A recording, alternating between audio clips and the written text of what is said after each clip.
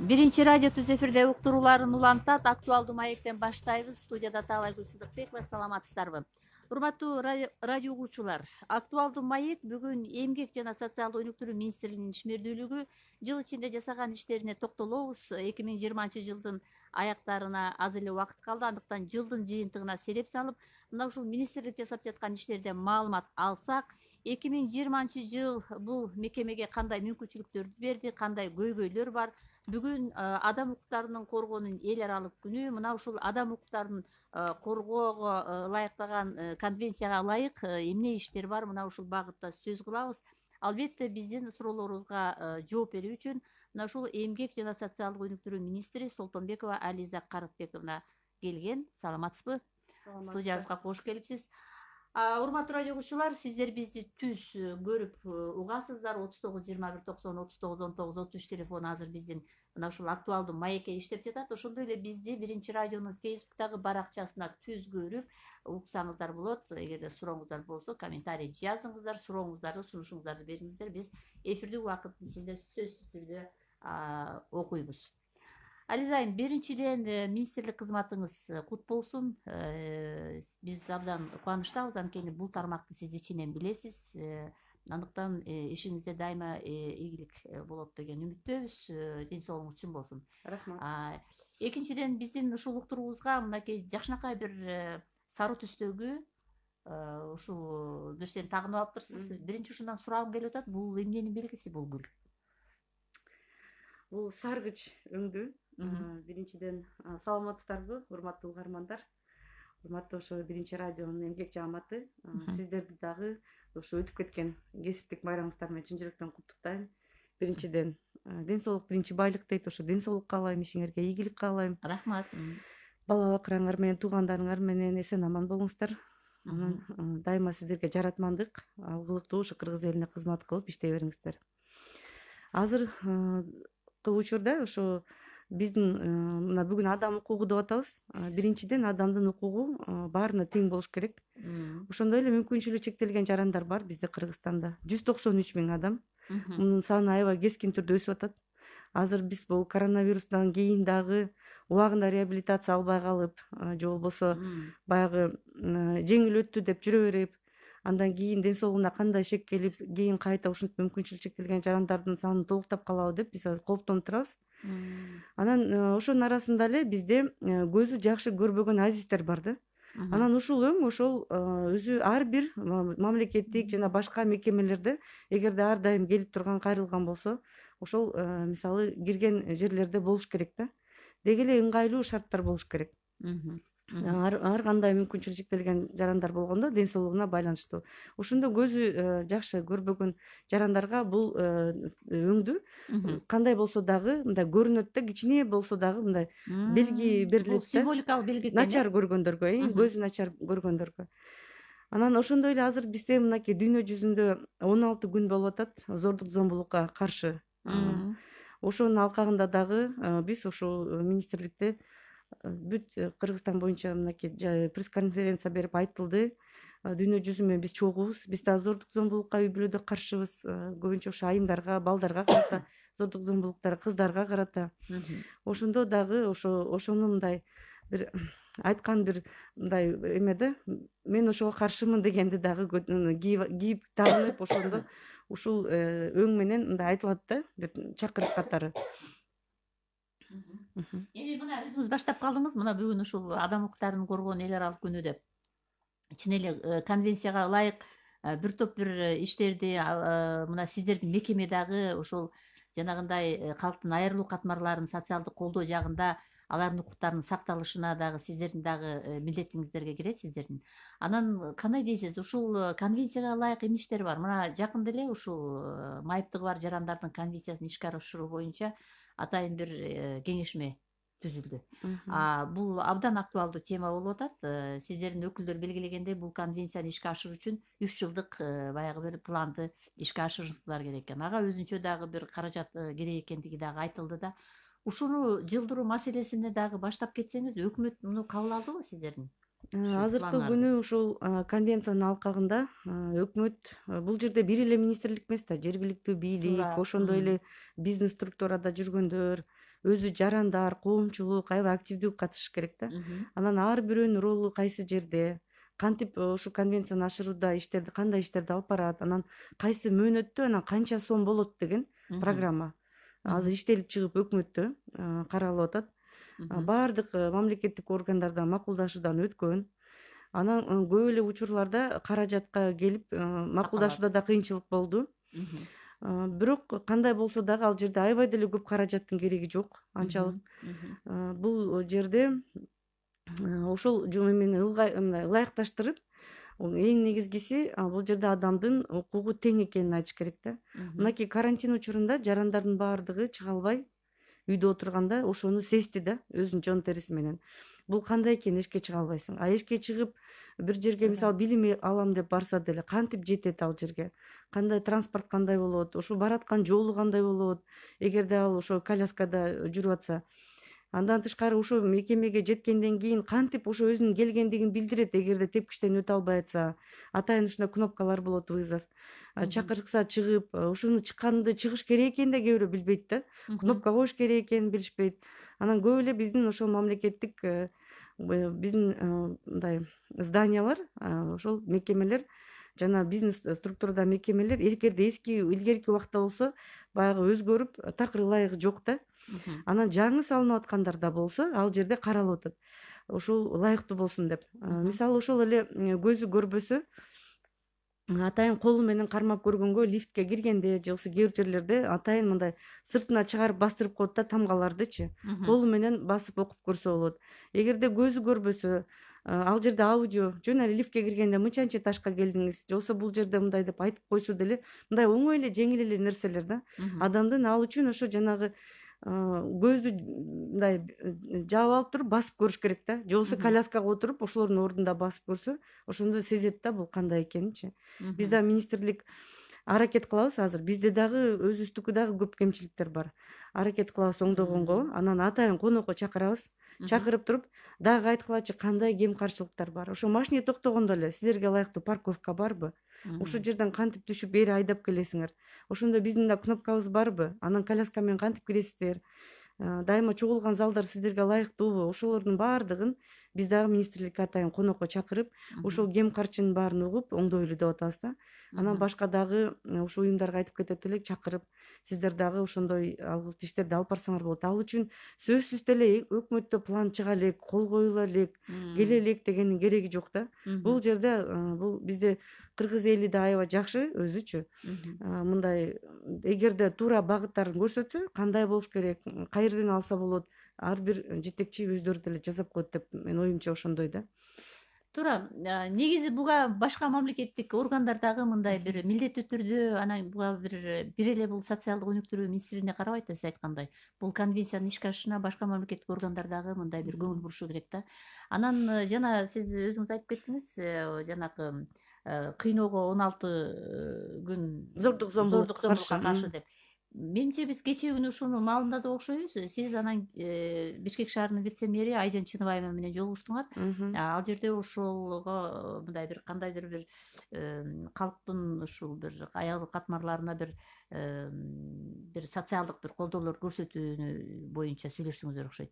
Эмне жөнүндө сөз болду? Кандай иштерди алып барасыздар? Биринчиден биз зордук зомбулук маселесин көтөрдүк. Ал жерде зордук зомбулук бул аярлуу эле начар жашаган үйлөрдө болбойт. Бул баардык үй бүлөдө бар.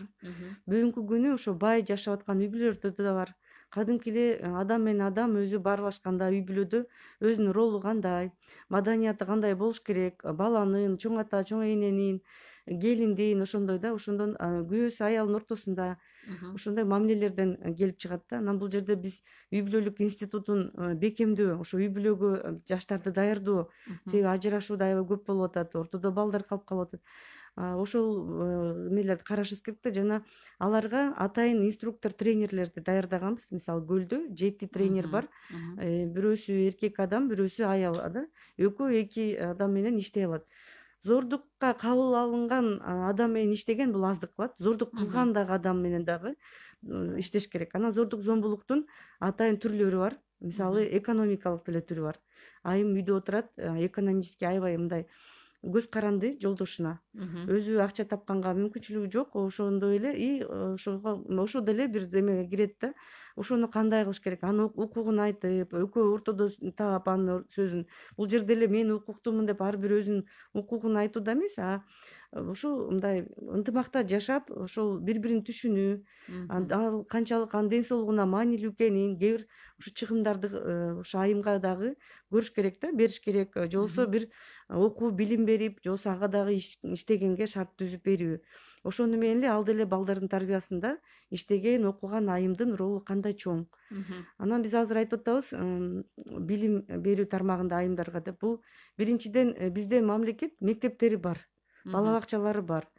Бирок ошол үйүндө үй бүлө ата эне ошол жака жибербегенден болуп атат да көбүнчө окууга. Кыз айым кишиге эмне кереги бар, жакшы турмушка чыгып алса дегенчи. Бул дагы бул анын адам укугун тебелеп аткан болот да. Ал ата эне кайдан билет, ал өмүр бою баласынын жанында болбойт да, кыздын жанында.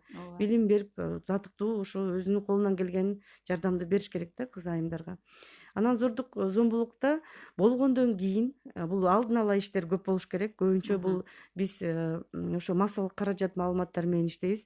Зордук зомбулукка жакшы роликтер, кинолорду тартып, мектептерде сабактар кирген атайын. Зордук зомбулук жок мектеп деген атайын программалар бар, мектептер бизде андай жок деген. Анан айылдарда комитеттер түзүлүп атат. Атайын комитеттер түзүлүп атат. Ал жакта зордук зомбулуктун өзүн чечүү маселеси ушу жергиликтүү бийликте мыйзамында отурат да, аткаруу деп. Кантип аткарам деп сурайт да ал. Кимдер менен чыгам? Дагы бир киши бергиле штаттык бирдик деген сөздөр көтөрөт да. Бул жерде жергиликтүү бийликте атайын комитеттер бар. Жаштар комитети, айымдар комитеттери бар. Атайын аксакалдар сот кеңеши бар. Активдүү жарандар айылда көп. Ошолор менен биргеликте мынакей азыр айылдарда комитеттер түзүлүп атат. Экинчи планда бизде комитеттерди окутуу, кандай профилактика иштерди жүргүзүш керек, жана зордук зомбулук болгон үй бүлөгө барганда кандай реакция жасаш керек, кайсынысы туура болот. Анан андан ары аларга жардам бериш үчүн каяка дагы кайрылыш керек. Мисалы психолог керек болот, юрист керек болот, ошондой моменттер болгондо ошону окутабыз. Анан зордук зомбулук болду деп эсептесек эгерде, анан алар каяка кайрылат. Үйүнө барса айымдарды кайта эле ата энеси жараштыра берет да. Уят, ушинтет да, эми чыдаш керек, сенин да тилиң узун, же болбосо ушундай деп. Жашоого мүмкүн эмес, мындай айтып өзүнүн эмесин жеткире албай атат, жеткирейин десе таяк жейт да. Ошондой маалдарда кризистик борборлор бар бизде. Бардыгы Кыргызстан боюнча 17 кризистик борбор бар. 17 кризистик борбордо психологдор эгерде туугандарына да бара албаса, күйөөсү менен калганга дагы такыр шарты жок болсо, кризистик борборго жайгаштырабыз да. Бирок азыр мынакей быйыл жакшы мыйзам кол коюлду. 2 күнгө ошо зордук зомбулук көрсөткөн адамды камаса болот дегенчи. 2 күн жок дегенде өзүнчө отурса дагы, милицияда отуруп келсе дагы мындай ой өзгөрөт, көз карашы өзгөрөт дегендейчи. Бул дагы бир механизм да. Эми ато айымдарды алып кетесиң, тиги сабайт, почему-то аялы кетиш керек да үйдөнчү. Ага биз жай иштеп жүрөбүз да. Анан ошол кризистик борбордо өзү 6 айга чейин эле атайын курстар бар. Андан кийин көп айымдар кайра барбайм дейт да үйүнө. Өзүнчө чечим чыгарат, өзүнчө окуйм, иштейм, мен бара албайм деп чыгат. Мисалы мен бир кыз менен сүйлөштүм, болгону 95-жылкы 4 баласы бар экен. 30 койду союп, иче карынын ачтат экен да. Ден соолугум аябай жок дейт. Дарыга сурасам, ушинтип таяк жейм дейт. Чарчайм дейт кечке. Балдарым тамак жей албай калат дейт убагында. Айтсам, мени сабайт дейт да. Кайната кайнеси менен чогуу турат. Мен кайра барбайм дейт. Үйүмө барсам, акчасы көп дейт кайынжуртумдун. Туура ошончо малы бар, бирок ошого деле карабай, эми курсагың ток бар деп кайра энеси жашатат экен да. Анан ал мен кетем деп атат да башка жакка. Мисалы каяка барат эми. Ошондо атайын быйыл мынакей биз социалдык үй ачылды, кризистик борбор сезим менен. Кризистик борбордон чыккандан кийин социалдык үйгө, Нур деген үйгө жайгаштырабыз да. Атайын ошо Бавариядан немец ушу демөөрчүлөр акча чогултушуп, бир пенсионер өзүнүн үйүн сатып, ошону Кыргызстанга сатып берди да. Ушундайдан кийин жашаса болот дегенчи атайын. Азыр ошондой иштер жүрүп атат. Анан зордук зомбулук боюнча баардык мыйзамдар чыккан, 17 субъект өз ара иш-чара жүргүзөт, кантип жүргүзөт, ким кайсы жерден кошулат, андан кандай процесстер жүрөт, кандай дагы социалдык кызматтар керек дегенин үстүндө ошо биз иштеп атабыз. Атайын коррекционный программалар бар. Абдан жакшы экен. Ализайым, эми мына ушул сиздин министрлик кызматка талапкерлигиңизди карап атканда жогорку кеңеште дагы бир топ бир сунуштар, анан бир суроолор да болду да. Ушул жана азыр биз сөз кылып аткан ушул балдарга, анын ичинде ушу майып балдарга жөлөк пул алуу үчүн ата энелер мындай бир нече документтерди чогултууга мажбур болушат экен да. Бирок азыр сиздер ушул жыл башталганда эле ушул санариптештирүү, автоматташтыруу жаатында жанагындай социалдык кызматтарды көрсөтүү ишинде автоматташтырууга ишти баштагансыздар. Эми бул суроо балким аймактар үчүн тиешелүү болду. Деги эле ушул жагында кандай мүмкүнчүлүк болду 2020 жылы? Ушул жагында маалымат берсеңиз, биз азыр угармандар чыгып алган экен, күтүп калыптыр, биз кабыл алып коюп анан кийин жооп берсеңиз угуп атабыз сизди. Алло. Сиз эфирдесиз. Алло, саламатсыңарбы? Кутмандын күнүңөр менен. Рахмат. Талайым кандайсың? Жакшысың, иштеп атасыңарбы? Рахмат. Мен азыр ушу Ализайымга ушу министрликке келиш үчүн куттуктайм. Ишине ийгилик болсун, үй бүлөсүнө тынчтык, жана биз жамаатында бейпилдик, иштерин алга болсун, жолдошу Аллах болсун. Ар дайым ушу жакшы иштерди алып бара берсин. Мен биринчи суроом, мисалы үчүн мына азыркы мезгилде конституциялык неме кабыл алынып атат, ошо түзүлүп атат. Мурунку бизде көз азиздерге, билөйлөргө, мелерге мисалы үчүн ар бир демеде мурунку мезгилде мисалы үчүн мына электричество болобу, отопление болобу кандай болсо, ошонун жарымын кандай бир льгота каралган эле да. Азыр болгону 1000 неме кылган, ал 1000 отопление бир сезонго бир отопление жетпей атат. Пенсия алганыбыз мисалы үчүн азыр Кудайга шүгүр 7000ге жетип калды дечи. Бирок 7000 үй бүлөлүк шартка эч кандай туура келбей эткен дагы жетпей атат. Азыр кымбаттагандан кымбаттап атат мына кризис мезгилденчи. Ошону ушул льготаны кайра восстановить эткен ушу сиз сунуш берсеңиз болобу? Экинчи суроом. Мына азыр жүдө жакшы актуалдуу вопросту көтөрүп атасыздар да. Зомбулук мисалы үчүн 70-80% көбөйүп кетти. Андан дагы эркектердин иши жок дагы өздөрү үйдө жатып алып, аялдардын иштеп келгенине иштетип, иш алып кеңетип, табап байкуштарды. Сен кандай болсо да ушуну эме кылышың керек деп, үй балдар аялдарын табап, балдарын ичип алып кууп, көчөдө ар бир өзүнүн үйүнө качып жүргөн аялдарды көрдүм да, келишет да мага мисалы үчүн. Мен энем менен баланы майыптарды коргоо фондунун президенти Мурзаева Айымсаатмын да. Ар дайым келишет, анан көмөк көрсөткөнү көбүнчө кризиске айдайбыз, аяк бияка мисалы үчүн психологторго айдайбыз, барып келгилечи ушуларга депчи. Өзүбүздө жакында эми ушул бир борбор түзгөнгө аракет кылып атабыз, ага каржылоо жок. Мурун Марем Акаева бар мезгилинде расе жакшы иштеген элек. Ал Марем Акаева кеткенден кийин бүт бийликтегилер өздөрүнүн проект алып алды дагы. Бизге мисалы үчүн ошол мезгилде фонд Сорос менен иштегенбиз. Ар түрдүү эмелерин иштеген элек. Азыркы мезгилде барсаң эле жок.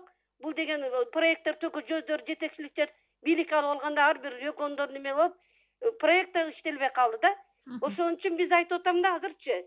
Ушу неправительственный организация мына айрыкча коргоо правозащита боюнча иштегендерге бир мүмкүнчүлүк болсо деп атабыз да биз азырчы. Жок дегенде проекттерди алып ошолорго көмөк көрсөткөнүчү. Мен суранып кетермин. Азыр мезгилде жакшы түзүп атасыздар, анан мына путевка берилген ар бир 5 жылдачы. Бул жерде айтканда неме депчи, көзү көрбөгөндөргө сопровождающийга дагы бир путевка 30% төлөйт депчи. Азыр бир эле путевка берип коюп айдап атышат. Ошолорду бир караштырып коесузбу Ализайым? Рахмат. Байланышка чыкканыңызга дайыр угарманыбыз күтүп турат бизди. Саламатсыңар кыздар. Ирина жакшысың садага. Ализа. Угуп атасыңарбы? Угуп атабыз. Бул министр кызды мен дагы куттуктагым келип атат. Мен бир 80ге келип калгам, апаң болом балам. Бул азыр тиги киши туура айтып кетти. Ал киши баягы жетекчи окшойт, көп айтып атат. Биз жанагыдай эле төлөмдөргө тиги буга мына 7000 араң жеттик, ошо деле жетпей атат. Анан мен соцфондудан деле сурап жүрөм, жылыга жардамчы кичинеден. Мен өзүм жалгыз турам. 2 комната үйдө. Ошолго кичине бууга айткандай светтерге келет. Анан жылыга бир жардам берет, жана мэрига барса, мэрига эмес, деги Октябрь районунда жашайм. Ошолорду карап көрсөңөр, светти, газдарды укмуш келет бизге тимеле. Ошону туурада жазып атабы, жазбай атабы билбейбиз да. Анан экинчи суром жанагы укук коргоо дегенде балдардын укук коргоосун айтып атат окшойсуңар болду. Мен бир сизге жакшы нерсе айтат элем. Жана Рыскуловага да айттым, мына шаарга толуп алды, жанагы өзүңөр тиги киши да айтып атпайбы? ошонун баарын республика мына Нарынды, Көлдү, Ошту ошол чоңдордун баары бияка айдап ийет экен. Мына тегерегиңерде шаардын тегерегине толду, алыңар жетпей баратат, тууп салганы болуп атат. Күйөөсү калп эле урушуп шаарга айдап ийгени болуп атат. Мен ошо кишиге айткам, ар бир областка өзүнө жооп бердирип туруп, такыр болбогонун бияка жиберсе болот эле. Област карабайт экен, калп эле урушмуш болуп күйөөлөрү бияка айдап ийет экен дагы. Бу жерден квартира таап, анан азаттыкты чакырат, анан алар жамандайт, мына буну сабап атат деп. Мен ойлойт элем, ушул ар бир республика жооп берсе болот эле. Бишкек таптакыр эле Сирия болуп баратат. Теги базардын баары толтура сурамчылар балам. Мына ушуга алы жетпей, ушуну эмне ойлобойт республика? Мына ар бир республика кармаса, өзүнүн больной жерлери ушундай кетип аткан. Качып келип эле авыротун чыштап атып, үйүн чыштап атып, ушул жерде жүрөт балам. Түшүнүктүү, эжеке, сурооңуздун төркүн түшүнүктүү. Анткени биздин убакыт аябай өтүп кетет. Биз суроолорубуз да көп өзүбүздө. Кандай дейсиз? Эми ушул жергиликтүү бийликтер дагы ошо өз жашаган тургундардын акыбалын да карап турса деген экинчи эжекенин ою. Баары эле Бишкекке келе берет жардам сурап. Сезим кризис Рыскулова дегенине караганда сезим кризистик борборлордо жер ачылса керек деп. Биринчи эжекенин жана 17 кризистик борбор жерлерде да жайгашкан. Ошол эле Кара Сууда, Ош облусунда, Ош шаарында жакшы Ак жүрөк деген кризистик борборлор бар. Жана Бишкектин вице-мэри Айжан Чыныбаева менен сүйлөшкөндө ошо кризистик борбор ачуу болчу да, мамлекеттик. Ошону ачканга пландаштырып атабыз. Анан ушул жерде Бишкекте, экинчиси Ош шаарында болот. Өзү бизге деле бюджетке карап ошонун баардыгын 21-22 жылдары мамлекеттик ачылсын деп киргизгенбиз. Туура айтып атат, ошол бир чети зордук зомбулук болгондо бир жерден көчүш керек да болуп калат да. Көчүш керек да болуп, жер которуш керек болуп калат. Ошол жерде жааматта жашаш да кыйын болуп калат. Атасы кызын зордуктап койгон убактар болот, жосу бир тыган ушундай болуп калат да. Анан айла жок кетиш керек болот. Жер которуп, кайрадан жаңы жашоо баштап, ошондой болгон учурларда гана келишет көбүнчөчү, мындай оор учурлардачы. Калган учурларда жана жапа тырмак жамаат менен эле жана комитеттер, ошол жерде айыл өкмөтү, акимчилик баардыгы аксакалдар чакырып эле уят, биздин айылда андай болбош керек, ата бабасы бир уру бир тууган эли болгондон кийин жакшы эле аракеттерди көрүп иштешет да. Анан такыр болбой жанагындай учурлар болгондо Бишкекке келишет, катуу уруп коет, бала операция болуш керек болуп калат. Бишкектеги мындай башкача врачтар керек болуп калат. Ошол маалда келишет. Көбүнчө ошол эмелерде учурлар болот. Анан бул жерде компенсация акчалар боюнча айтылып кетти. Булар боюнча карайлы, баары эле каражатка тиешелүү маселе биздин министрлик көтөрүп эле айтып келебиз. Жылына көтөрүп бергиле акчасын. Бул акча жетпейт деп инфляция менен, анан жана потребительский корзина деп коет. Ал 5200 болсо, балдарга 4800 болсо, биздин берген жилдик пулдарыбыз аябай аз да. Аз дагы ошону толук бул биздин экономикабызга байланыштуу иш да. Эң көбүнчө ошо каржыга байланыштуу болуп калат да, бул жердечи маселе. Эми жана мен жогоруда суроо бердим эле, ошол суроону баштасаңыз, автоматташтыруу жаатында жанакы кандай ушу социалдык кызматта кандай жеңилдиктер бар? Алышты. 2 жыл болду биздин мамлекетте ошо санариптештирүү жүрүп атканына. Ошол санариптештирүүдө эң биринчиден ошол биздин мамлекеттик кызматты биз кызмат кылабыз да, ошону жөнөкөйлөтүп, мына депутаттар көтөргөн суроо ошол, үйдө отуруп кызмат алууга ылайыктуу болуш керек да. Анан бизге учурга кайрылган учурда бир 10, анан 8 кээ бир жерлерде маалым каттарды чогултса, ошолорду ошол жерден айылдан келип алып, райондо туугандарына жашап, бир күнү налоговыйга барып, экинчи күнү ветеринарныйга барып, үчүнчү күнү ушинтип кыдырчы да. Анан анын баары акча турат, кезекке турат. Азыр коронавируста кантип чогултат, мисалы азыркы учурда анан мына бизде ошол маалым каттардын баарын өзүбүз чогултабыз. 2020 жылы 5 миллион кат маалым кат алмашуу болду мамлекеттердин органдары ортосунда. Биз чогултуп бердик да бул жерде. Анан кээде жок, мен бат эле чогултуп келем, өзүм алып келем деп да алышат. Алып келгенде кайра эле биз текшеребиз. Кайта текшергенде ал маалым каттар кээ бир жерде баягы жалган жазып алган маалым каттарда болот да. Эчтекеси жок деп жаздырып келишет. Анан баягы түндүккө киргенде эле чыгат. Кээ бир чыккан буюмдарын, машинелерин үйлөрүн өздөрү билишпейт бар экенчи. Себеби мурда алган, карыз болгон, сатып жиберген, бирөөдөн бирөөгө өтүп кеткен. Анан турмушу ушундай азыр начар да. Анан алардын баардыгы буда катталып жүрө берген. Азыр ошолордун баарын иреттеп, өзүнөн чыгарып, эгер дагы кыйынчылык болуп атса, анда атайын акимчиликте комиссия бар. ушундай спор болгон моменттерде ошо комиссиядан карап жардам беришет да. А так мынакей 5 миллион ошо справка деп коелу, элге мындай жагы туура болот да, маалыматтарды ошо биз чогултуп бергенге аракет кылдык быйыл. Дагы эле bunun үстүндө иштейбиз. Анан атайын портал бар мамлекеттик кызмат боюнча. Үйдө отуруп эле интернеттен кирсе болот. Мисалы кайсы мамлекеттик кызматты мен интернет аркылуу алам дегенде, бизде 17 кызмат кирген. Ушу түндүк системасы менен иштеп. Ошо 17 кызматты портал госуслуг аркылуу эле алса болот да. Дагы 10го жакынын киргизгенге аракет кылып атабыз. Иштер жүрүп атат азыр түндүк менен. Алиса Кырпековна, мына сиздердин ушул министрликке кайрылган адамдардын саны да көп да. Көпчүлүк ушу сиздерге кайрылат, аймактарда да кайрылат. Анан жанакы биз жогоруда айткан ушу жер-жерлерде дагы Оркурда да жашаган үй бүлөлөр бар. Анан менин эсимде болуш керек эле ушул 5 бир пилоттук бир негизде иштеп жаткан жанакындай бир автоматташтырылган бир долбоор бар болчу да. Жанакы ошол турмушта баягы Оркурдарга кабылган үй бүлөлөргө мындай бир жалпы бир базаларды түзүп алып иштегенге. Ушул пилоттук долбоор эмне болду? Сиздер жайылт алдыңыздарбы? Турмуштук оор кырдаалдагы үй бүлөгө иштеш үчүн биринчиден атайын план түзүлөт. Ар бир үй бүлөгө барганда план түзүлөт да. Ал планда бир эле министрликтен пособие берилип чегерилеткен ооба справкаларыңды ал кел деп кетип калганда чечилбейт. Биринчиден жумушсуздук маселесин караш керек ал жерде. Анан жумушка бара албай атса билими кандай бар? Бизде атайын кыска мөөнөттөгү курстар бар. Кайрадан окутуп алсак болот. Ошолорго учетко коюп туруп, анан ал акчасын да биз төлөп беребиз. Кайсы жерден алуу билимди алса болот. Ошондой эле ошол жерде майыптыгы бар адам болот сөзсүз түрдө. Ага кандай жардам бере алабыз? Ошол үйдө сөзсүз түрдө кары адам болот. Анын укугу кандай каралып атат, ден соолугу кандай, жалгыз жашап атабы, сырттан жардам керек. Ошол ар бир үй бүлөгө негизи план түзүлөт да. Атайын ПИРС деп аталат. План индивидуального развития семьи деп атайын. Ошол пландын негизинде үй бүлө менен иш жүргүзүлөт. Анан пилоттук долбоор азыр бизде социалдык кызматтарды күчөтүү боюнча жүрүп атат.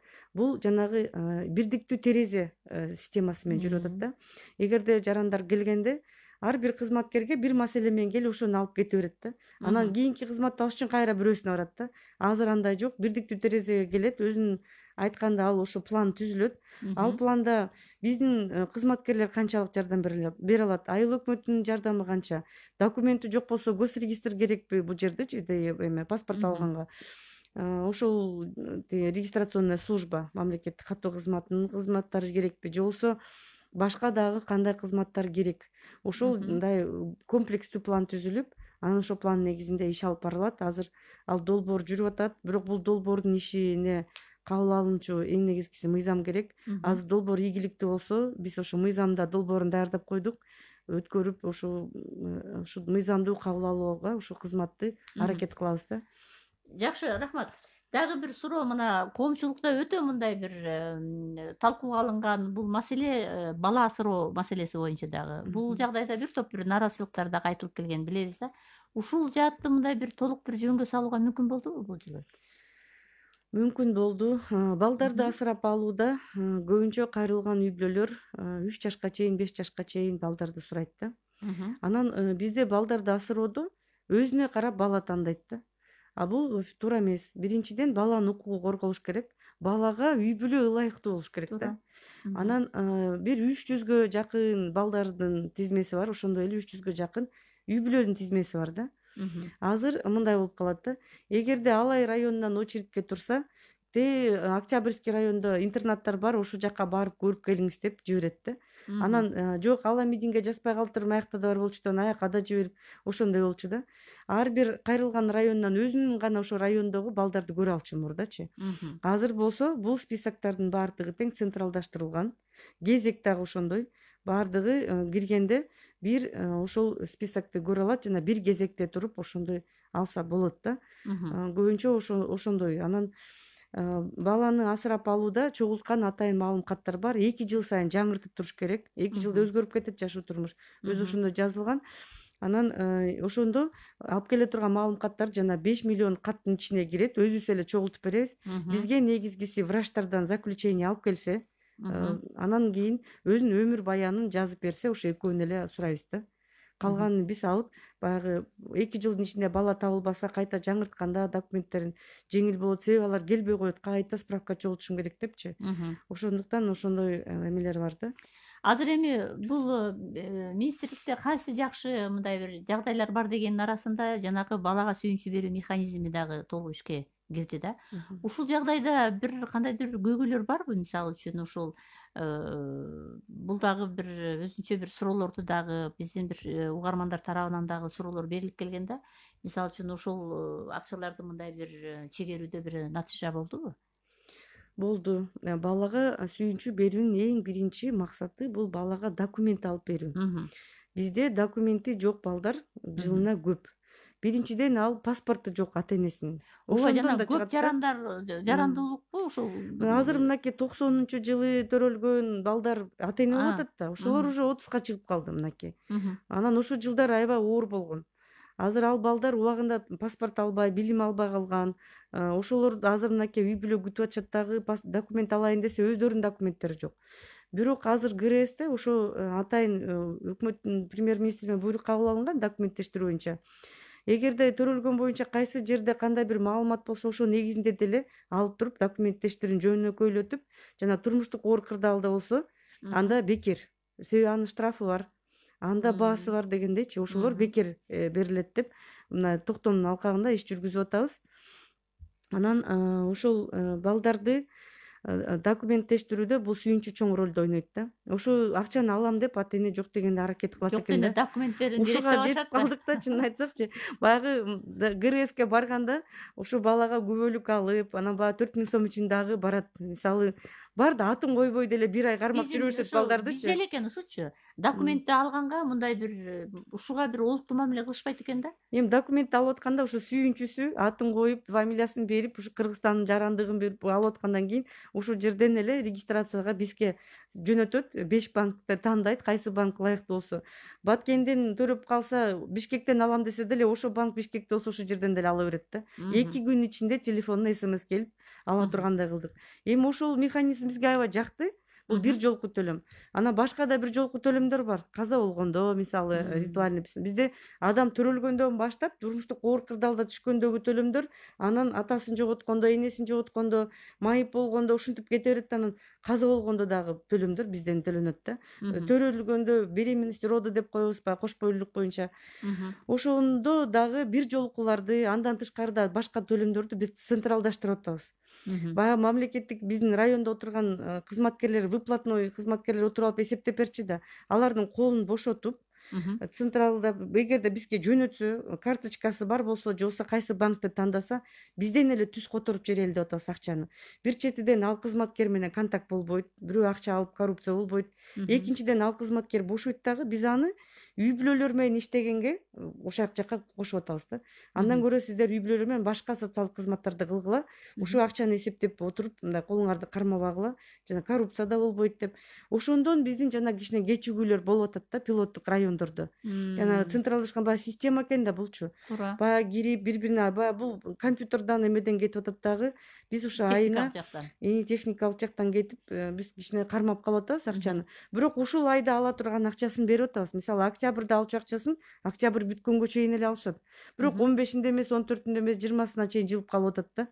Бул жанагы системаны биз киргизип алалы деп, ошо кечирим сурап, ошо азыр ошонун үстүндө ошондой аны бирдемеге өтүш үчүн дагы кичине ыңгайсыз болот азыр. Аракет кылабыз централдаштырганга. Демек, буга да кичине убакыт керек экен да. Ариза Карипбековна, мына кайсы мекеменин иши ийгиликтүү болгону, анан элдин мындай бир ишеними өскөнү, бул ошол мекеменин ачык иштеп атканы, анан жанагындай коррупциялык иштердин азайышына дагы жараша болот да. Ошон үчүн мына сиз бул мекемеде бир топ жыл иштейсиз. Коррупциялык тобокелчиликтерге мындай бир бөгөт коюу жаатында да иштер барбы? Мисалы, жаңычылыктар бир угарманды кабыл алып коюп, анан ушул жагдайга да токтолсок. Алла, саламатсыздарбы? Саламатсыз. Урматтуу министрге менин суроом мындай да, жана бир айтып атпайбы, али 5 жылда бир пучок боюнча. Эми аны тиги Улукбек Кушкоров барда өкмөткө бердик дедиле. Наличный төлөгөн боюнчачы. Каалаган курортунда акчаны алып бара берет. Бул туура да. Эмне үчүн дегенде Баткенден тиги скөлгө берип коет, же болбосо Orun çok verip koyat, yol kirası verenle çıkıp kalat da, je ortadan verip koyat o sayaka. Je Bişkekten siyaka verip koyat. Anan süremez pişokalarda alı olasın da. Köpünçe invalidler var almaytan, tuğandarın verip koyat. Oşonca tuğandar yesalat, invalidler üyündeli kalat o soydan. Oşon mesele aktual değil mi? İşke aşağı turgan mesele, je işke aşağı turgan mesele. Jağın yıldan aktalay telayt, kalağanına kurortuna özleri bara verir. Ama yakın turan kurortuna varad. Mo jalat kurortuna varad. Eң ыңгайлуу болот эле да, ошону ишке ашса жакшы болот эле. Рахмат. Рахмат. Жакшы суроо экен. Бул атайын өкмөттүн токтому менен кабыл алынган туура чечим өзү. Себеби ушу путевканы сатып алууда бизге атайын пансионаттар, курорттор келип катышат. Көп эле курорттор бизде коронавируста красный зона болуп иштеп калды. Карантинде баруу деле кыйын болду. Путевкаларды алганбыз аябай. Ана былтыр ошо калган путевкаларыбыз колубузда бар. Анан экинчиден путевканы алып атканда тендер болгон жерде сөзсүз түрдө бир коррупционный иштер болот, жана сиз айткан. Ошондуктан колунан акча эле берип койгон туура да. Экинчиден акча эле берип койгондо дагы акчага да каршыбыз дегендер бар. Мен мүмкүнчүлүгү чектелген жаранмын, акчамды алсам, барайын десем, баягы путевка колумда болбогондон кийин үйдөгүлөр колдонуп коет дегенчи. Анан мен ошо менен ден соолугум чыңдалган жок. Анын максаты биринчиден ал чындап эс алып келиш керек да. Ошо ден соолугуна пайда болуш керек. Анан ошону барып келгендиги, эс алгандыгы канчалык эме болгонун туурабы? Булар ушундай жакшы эс алып, ушундай эмелер өтүш керек. Даже ушу инвалидность дагы кетип калгандай кылып биз реабилитациялык жардам берип, майыптардын үстүндө иштешибиз керек да, жоюпчу. Мисалы, ошого чейин жакшы иштер болуш керек өзү кызматтачы. Анан ага да жете албай атпайбызбы биз азыр. Ошондо бул жерден 21-жылдан баштап күчүнө кирет деген, азыр бизде 5053 путевка колубузда бар да. Биз ал путевкаларды быйыл ошо утуп алган фирмалардан айла жокта биз путевка менен беришибиз керек. 21-жылдан баштап акчалай бергенде ошол кичине кыйынчылык болуп атат да. Азыр ошонун үстүндө кечээ эле кеңешме болду. Бул механизмдер кандай кылабыз деп азыр ушул путевканы туура айтып атат. Акчага кирсин деп да токтом чыккан, ошол эле учурда путевканы да сатып алган да министрликчи. Азыр эми калган путевка эмне болот ошол? Ошол маселелер бар. Анан путевкасы жок, акча алып барган адам чындап эс алып келдиби, кандай болду, ошолордукундагы ошондагы анын укугун биз коргошубуз керек министрлик. Үйдө турган, жакын турганда эле аны башкача колдонуп коюшу мүмкүн да. Ошондой моменттери бар. Анан акчага өткөнүн бирден себеби бул мисалы бир пансионат утуп алды, ал жакка барайын десе, жүрөгүнө туура келбейт. Мисалы астмасы бар, туура келбейт. Андан көрө акчаны алса, өзүнө туура келген жакка барып эс алып келет да. Ошого караганбыз да. Анда бул жагы дагы мындай бир жеке индивидуалдуу түрдө бир иш алып баруу керек экен да, дагы анализдеп. Азыр жана чыккан токтомдун ичинен дагы биз аны жакшылап иштеп чыгышыбыз керек. Азыр биз кайрадан убакыт сурайбыз. Биринчиден могу 5053 путевканы дагы ойлонуш керек, кандай кылабыз деп. Себеби буга дагы каражат кетип алынган. Буларды кайсы жылдары бара алат, кандай бара алат, ал путевка менен алгандар ушу иши бунун үстүндө көп азыр. Азыр чукулушуга келип калдык азыр. Кайра жыйын кылып өткөрүп карап атабыз да. Азыркы учурда приоритет болуп аткан турбайбы бул жагында калган. Жана суроо боюнча ушул коррупция жаатындагы дагы мындай бир иштер колго алындыбы? Коррупцияга каршы кандайдыр тобокелчиликтер деген болушу мүмкүн. Коррупция жаатында бул баягы эң негизгиси жөлөк пулдарды чегерүүдө болот. Ошол жаатында жана санариптештирүү менен көп жумуштар колго алынды. Азыр мынакей паспорт менен мына азыр аудиторлор деле текшерип барса аябай жеңил да. Паспорт негизинде карап жаап жашырып чегерип койсо дагы азыр кайра үстүнөн текшерсе түндүк аркылуу аудитор чогултуп туруп таап алат да. Туура эмес чегерилгендеринчи. Ошондуктан аракет кылып атышат биздин кызматкерлер дагы ошол жакта жакшы иш алып барганга. Экинчиден жана балдарды асырап алууда, ошо справкаларды чогултууда, анан жана кезекти бирдиктештирип койгонубуз, оптималдаштырганыбыз, ошондон да көп жакшы иштер жүрдү коррупцияда. Анан бирок коррупциянын үстүндө дагы көп иштер бар, элдин көйгөйү бар бул жерде. Бул жана экспертиза өткөндө ошо майыптуулукту алар да. Аябай врачтарга доо арыздарын айтып келишет. Бул маселе дайыма көтөрүлөт. Анан биринчиден мен жекече өзүм оюмча, как министр катары, ал жерде бизде көбүнчө пенсионер врачтар иштейт. Ал айлыкка врачтар келбейт. Отурган шарттары жок. Эң мынакей таласта эле биздин 1800 жылкы, даже 1900 эмес, былтыркы кылым эмес, мурунку анданкы кылымда салынган ошондой зданияларда иштеп атышат да азырчы.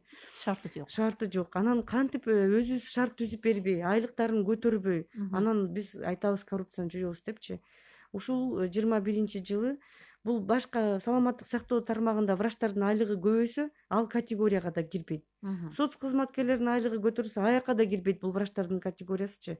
Муну деген түп тамырынан жакшылап карап туруп, азыр ушулардын айлыктары канча адам бар экен, кандай ишти аткарат.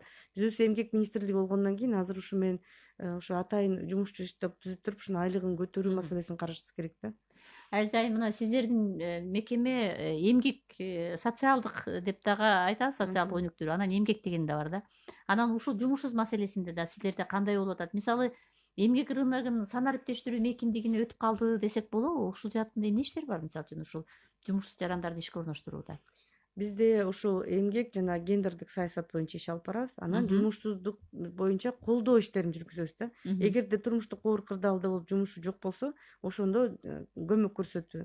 Биринчиден санариптештирүүдө атайын занятость деп атай сайттар ачылган. Ооба. Жумушсуздук боюнча кайрылса болот. Ал жактан атайын санариптештирилген жана биз айткан госпортал услугда дагы атайын 4 кадам бар. Ошол жерде профтехлицейлерге кандай барса болот, повышение кылса болот, жанагы квалификациялар ошолордун Жана баардыгы эмгек санариптештирилген. рыногунун маалыматтык системасы иштеп атабы сиздерде? Ушул сайт. Иштеп атат. Алгылыктуу иштеп атат жана госпорталда 4 атайын өзүнчө кызмат дагы кирген. Анан эмгек саясаты боюнча маселе көп. Ал жерде биздин жана дүйнө жүзүндөгү бизде атайын кошулган ушундай макулдашылган келишимдер бар. Ошонун негизинде көп конвенциялар бар. Ошолорду ратификация кылышыбыз керек. Ошого Кыргызстан бүгүнкү күнү даярбы? Мисалы ошол эле айымдардын укугун ошо охрана материнства деп коет, ошол конвенцияны азыр карап атабыз. Ошондой эле балдардын эмгеги боюнча көп ушул конвенциялардын аткаруулары кандай жүрүп атат? Алар биздин трудовой эмгек жана кодекс менен дал келеби? Ошолор дагы бул аябай чоң маселе. Себеби ошол жерден эле туура маселени караганда адамдын ден соолугу, жашоо турмушу баардыгына бул мындай биргеликте ушунун ичинде отурат да. Аны деген эмгек экен деп коюп мындай карабай койгон болбойт. Ошол эле эмгек убагында анын укуктары кандай болуп атат, туура болуп атабы? Айым болсо кандай, жаш болсо кандай? Бири-бирине байланышкан ошондо туура чечимдер кабыл алыныш керек. Эми биздин убактыбыз ушундай тез эле өтүп кетти. Эми келерки жылга кандайдыр пландарды коюп атасызбы? Мына ишке жаңы келдиңиз. Кайсы иштер быйылкыга калып калды, мындай бир кайсы бир нерселерден приоритеттерди дагы атап кетиңиз эми иштин.